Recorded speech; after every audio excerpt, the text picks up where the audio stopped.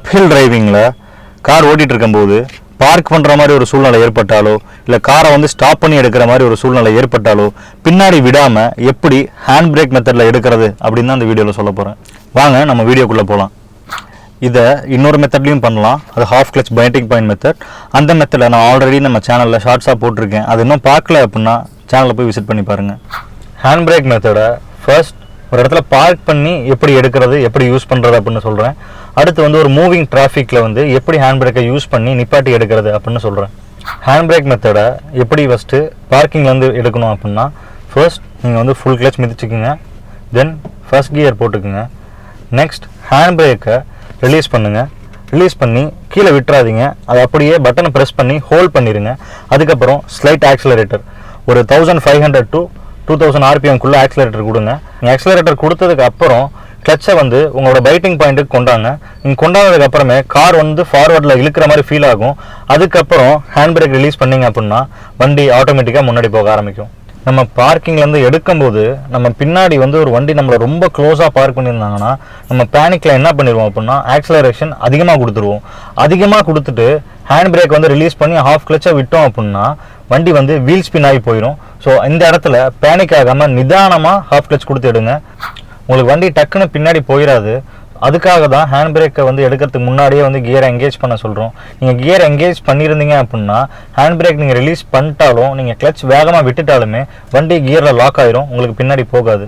நீங்கள் அப்ஹில் ஏறிட்டு இருக்கும்போது டிராஃபிக் ஆனாலோ இல்லை வண்டியை வந்து நிப்பாட்டுற மாதிரி ஒரு சூழ்நிலை ஏற்பட்டாலோ அந்த இடத்துல எப்படி பண்ணணும் அப்படின்னா, ஃபர்ஸ்ட் வண்டியை ஸ்லோ பண்ணுறதுக்கு நீங்கள் பெடல் பிரேக்கை வந்து ஹோல்ட் பண்ணிக்கோங்க.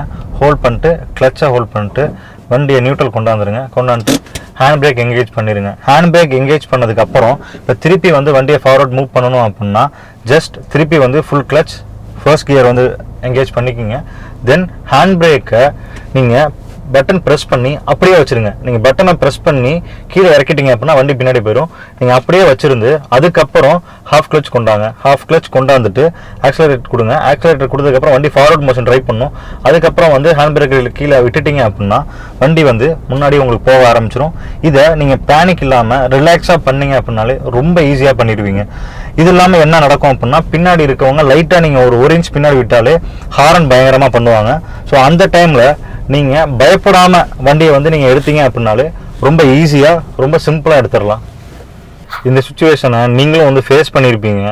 மேபி நீங்கள் ஹாரன் அடிக்கிறவராக இருந்தால் ஜஸ்ட் ஒரு ஹாரன் அடிச்சுட்டு அவங்களுக்கு இண்டிகேட் பண்ணுங்கள். கண்டினியூஸாக அடிச்சிங்கன்னா அவன் பதட்டத்தில் என்ன பண்ணிடுவாங்க, ஒன்று முன்னாடி நேராக போய் குத்திடுவாங்க, இல்லை வண்டியை வேகமாக பின்னாடி விட்டு உங்களை குத்திடுவாங்க.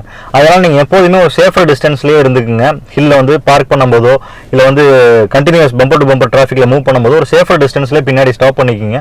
மேபி முன்னாடி இருக்கவருக்கு உங்கள் அளவுக்கு ஓட்ட தெரியாமல் இருக்கலாம். அவரை ஹாரன் அடிச்சோ இல்லை அவரை சத்தம் போட்டோ அவரை பேனிக் பண்ணீங்க அப்படின்னா அவருக்கு ரிஸ்க் இல்லாமல் உங்களுக்கும் சேர்த்து நீங்கள் ரிஸ்க் ஆக்கிக்கிறீங்க.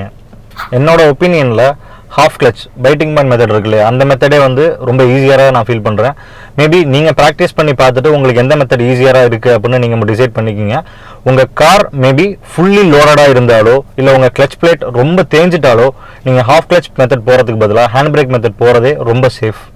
ஹேண்ட் பிரேக் மெத்தடை நான் ஏன் ஈஸி அப்படின்னு சொல்லலை அப்படின்னா, அந்த மெத்தடில் நம்ம பட்டனை வந்து ப்ரெஸ் பண்ணி ஹோல்ட் பண்ணிட்டே இருக்கும்போது நம்ம கான்சன்ட்ரேஷன் ஹேண்ட் பிரேக்கில் வந்து அதிகமாக போயிடும். அதனால தான் நான் ஹேண்ட் பிரேக்கை ஈஸி அப்படின்னு சொல்லலை. நீங்கள் ஒரு பிகினராக இருந்தீங்க அப்படின்னா ஃபர்ஸ்ட் ஒரு சின்ன ஸ்லோப்பில் இருந்து ஆரம்பிங்க. டேரெக்டாகவே நீங்கள் மலையில் போய் ஓட்டணும்னு அவசியம் இல்லை. சின்ன ஒரு அப்ஹில் ஸ்லோப்பிங்க உங்கள் ஏரியா பக்கத்தில் இருந்தால் அதில் நீங்கள் first hand brake method use பண்ணி பழகி பாருங்கள். இது உங்களுக்கு புரிஞ்சதுக்கப்புறம் ஹேண்ட் பிரேக்கை வந்து எடுத்துகிட்டு நம்ம ஹாஃப் கிளச் மெத்தட் வந்து எப்படி யூஸ் பண்ணணும் அப்படிங்கிறத வந்து ஷார்ட்ஸ் போட்டிருக்கோம். அதை நீங்கள் பார்த்து அந்த மெத்தடை ப்ராக்டிஸ் பண்ணி பாருங்கள். இந்த ரெண்டு மெத்தடில் எந்த மெத்தட் நீங்கள் ப்ரிஃபர் பண்ணுறீங்க, இல்லை எந்த மெத்தட் இப்போ நீங்கள் யூஸ் பண்ணிக்கிட்டு இருக்கீங்க அப்படின்ட்டு கீழே மேலே மென்ஷன் பண்ணுங்கள். Every one is once a beginner. So keep learning until you get it right. இனிமேல் வர கண்டென்ட்ஸ் வந்து இது மாதிரி ஃபுல் வீடியோவாக போடலாமா இல்லை வந்து ஷார்ட்ஸாக போடலாமா அப்படிங்கிறதையும் கமெண்ட்டில் மென்ஷன் பண்ணுங்கள். If you didn't no, now you know.